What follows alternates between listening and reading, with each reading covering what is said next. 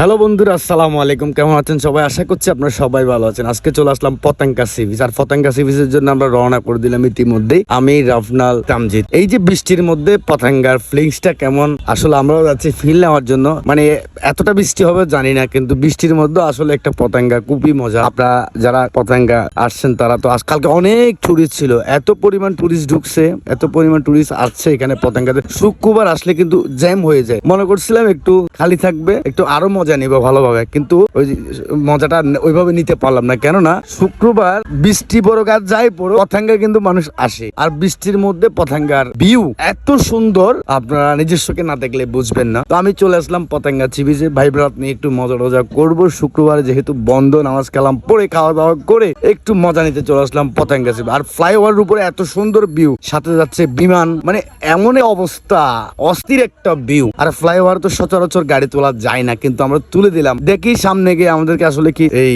গাড়ি বাইর করতে পারি কিনা। তারপরে কিন্তু তুলে দিচ্ছি আমরা, আলহামদুলিল্লাহ পার হয়ে গেলাম এখান থেকে। কোনোভাবে কিন্তু যাওয়ার সময় হয়তো দিবে না আমাদেরকে, দেয়ও নাই। তো আমরা ফাইনালি অনেক মজা করলাম। তো ভালো থাকবেন, সুস্থ থাকবেন, দোয়া করবেন। আবারও কোনো একটি নতুন ভিডিও নিয়ে আপনাদের কাছে চলে আসবো।